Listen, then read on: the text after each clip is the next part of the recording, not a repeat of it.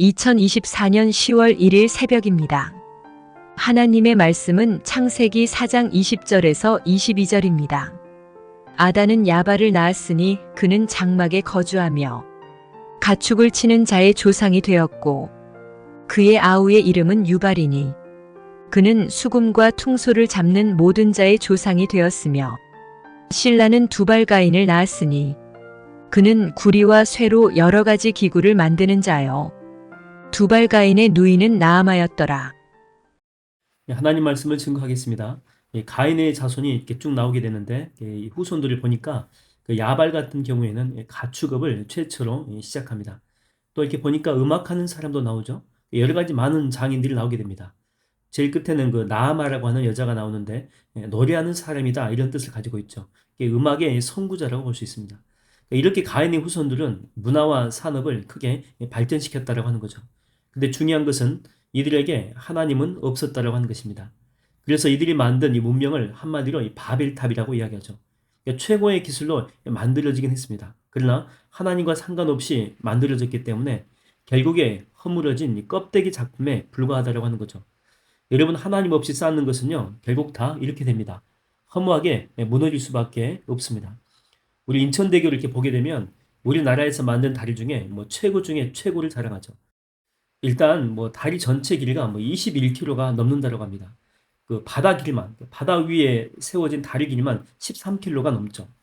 이 다리를 보면 다리의 가장 중심에 주탑이 커다랗게 두 개가 서 있는 모습이 있습니다. 그 높이는요 63빌딩과 거의 비슷하다고 하죠. 이것이 다리 전체에 이렇게 무게를 지탱해주고 또 힘을 이렇게 분산시켜 준다고 합니다. 그래서 다리에서 가장 중요한 부분에 해당하죠. 솔로몬 성전에 그 야긴과 보아수 두 기둥이 있었던 것처럼 중심 기둥이다 이렇게 볼 수가 있어요. 그래서 만약에 인천 이 대교가 이 중심 기둥이 없이 다리가 세워졌다면은 아무리 좋은 재질로 만들었어도 중심 자체가 없기 때문에 쉽게 무너질 수밖에 없다라고 하는 것입니다. 여러분, 우리 인생도 마찬가지입니다. 아무리 우리가 많은 것들을 이루고 많은 것들을 우리가 인생 가운데 얻었다라고 할지라도 중심이 없으면 우리는 무너지는 인생이 될 수밖에 없다라고 하는 것이죠. 여러분, 그 중심은 바로 무엇일까요? 바로 예수 그리스도이시죠. 내비게이터의 69절의 첫 암송 구절 큰 제목이 무엇입니까? 바로 중심 대신 예수 그리스도입니다. 고린도후서 5장 17절 누구든지 그리스도 안에 있으면, 중심 대신 그리스도 안에 있으면 새로운 피조물이라 이전 것은 지나갔으니 보라 새 것이 되었도다. 또 한 구절이 갈라디아서 2장 20절이죠. 내가 그리스도와 함께 십자가에 못 박혔나니 이제는 내가 산 것이 아니고 이제는 오직 내 안에 누가? 그렇죠. 예수 그리스도께서 사시는 것이라. 이제 내가 육체 가운데 사는 것도 나를 사랑하시고 나를 위하여 자기 몸을 버리신 하나님의 아들을 믿는 그 믿음 안에서 사는 것이라. 그렇게 이야기합니다. 그러니까 그리스도 중심으로 사는 삶만이 무너지지 않을 뿐만 아니고 진정한 열매 맺는 삶을 살 수 있다고 하는 것입니다. 여러분, 가인이 이룬 이 물질 문명은요 나중에 어떻게 됩니까? 최고의 장인이 최고의 기술로 만든 이 모든 것은 결국 다 무너지고 사라지고 멸망하게 됩니다. 노아의 홍수와 함께 다 사라져 버리죠. 그런데도 이때 남는 게 뭡니까? 이때 남는 것은 방주입니다. 방주. 이 구원의 방주가 상징하는 것은 바로 예수 그리스도이시죠. 그래서 이렇게 베드로가 물에 빠져 죽어갈 때에 구원의 방주 대신 주님께서 물속에서 이게 건져 올려주잖아요. 여러분, 아무리 힘든 일이 있고 안개처럼 아무것도 안 보이는 그런 삶이 우리 인생 가운데 주어져도 주님을 붙들면 살 길이 보입니다. 주님께서 새롭게 길을 열어주세요. 이사야서 43장 19절 20절에 보면 보라 내가 새 일을 행하리니 이제 나타날 것이라. 반드시 내가 광야의 길을 사막의 강을 내리니 장차 들짐승 곧 승냥이와 타조도 나를 존경할 것은 내가 광야의 물을 사막의 강들을 내어 내 백성 내가 택한 자에게 바로 여러분들에게 마시게 할 것임이라. 이렇게 이야기합니다. 그러니까 우리 인생의 중심 대신 주님을 붙들고 기도하는 여러분들에게 주님이 길 되어 주시고 또한 샘물이 생명수가 되어 주신다고 하십니다. 미국의 대통령 링컨을 여러분 잘 아시죠? 그분이 이런 말을 했습니다. 오늘의 나의 희망, 이 모든 것은 어머님께로부터 받은 것이다. 자, 그렇다면 그의 어머니가 링컨에게 전해준 것은 무엇일까요? 바로 어머니가 죽으면서 유언을 남기면서 유품도 함께 주는데 그 유품이 바로 성경책이었습니다. 이렇게 이야기합니다. 여러 번 읽어서 이제는 낡았지만 우리 집에서 가장 값진 갑오이다.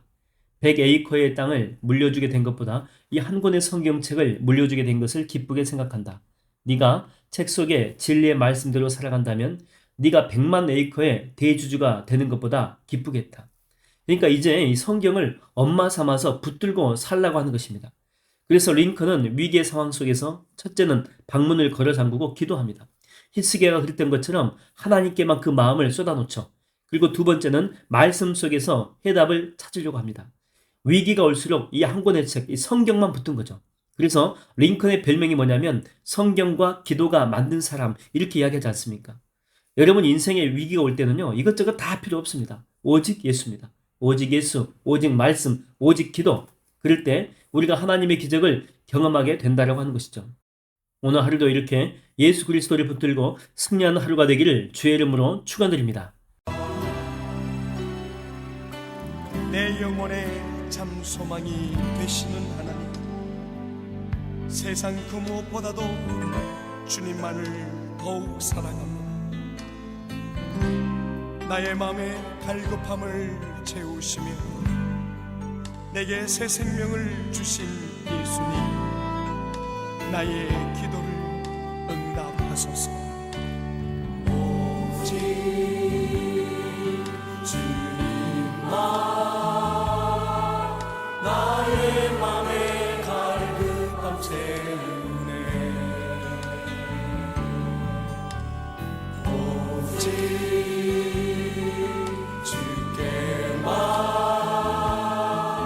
더 가까이 가기를 원하네. 주님만 내 갈급함 채우네. 주만 내게 새 생명 주네. 주만 기쁨 내 맘에 주시네.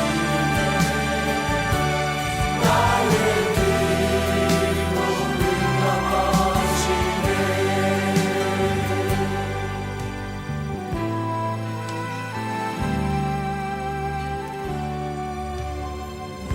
오직 주님만 나의 맘에